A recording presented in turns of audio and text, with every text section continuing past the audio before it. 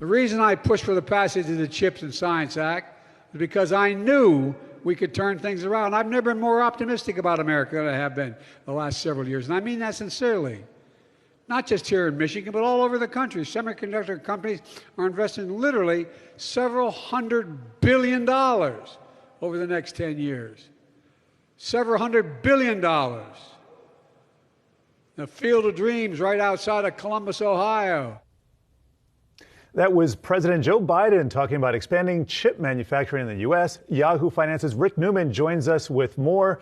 Rick, we got a field of dreams. We got hundreds of billions of dollars coming in a few years from now. This takes a long time to get all the fabrication, the plants up to speed. How realistic is it to shift all these supply lines and obtain some meaningful benefits from this over the next few years? Well, you're right, but Joe Biden's not going to have a lot to do for the next couple of years, legislatively, at least. So I think there's a preview of what we're going to see him do now that Republicans are going to control the House of Representatives. He's going to go out on the road and tout his accomplishments. And he's talking about the CHIPS Act, which Congress passed over the summer. That's a lot of money to incentivize companies to build semiconductor fabs here in the United States.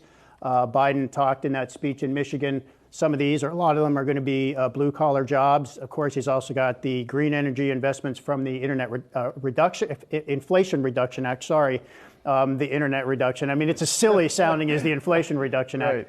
But he's going to be talking about that for a while. And the fact is, manufacturing job growth under Biden has actually been very strong. I mean, I track this for the Bidenomics report card I do, and there are more manufacturing jobs created during the Biden presidency than under any other president, going all the way back to Jimmy Carter in the 1970s. Has a lot to do with the snapback from there's the chart there. Biden's at the top. I think Biden actually is off the chart, literally, on that. But I think a lot of that is the snapback from the COVID downturn. But I mean, presidents get the blame when they don't deserve it, and sometimes they take credit when they don't deserve it. And I think that's what Biden's going to be doing for the next several months. And arguably the most important thing on his plate right now is a potential rail strike. Speaking of jobs, they say could cost 760,000 jobs in the first 2 weeks. This puts him in a pickle. He wants to be the pro-union president that was a pro-union senator, but he needs a deal done, even if Congress has to force it. Right, and what you've seen Biden do, there's a pre-midterm election Biden on this, and there's a post-midterm election Biden. And what Biden has done this week is he's punted this to Congress.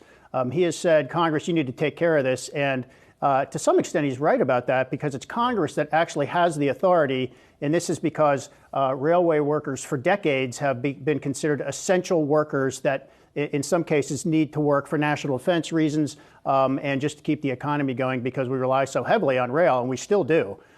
So Congress can order, they can do a lot of things if they just can vote as if passing a law.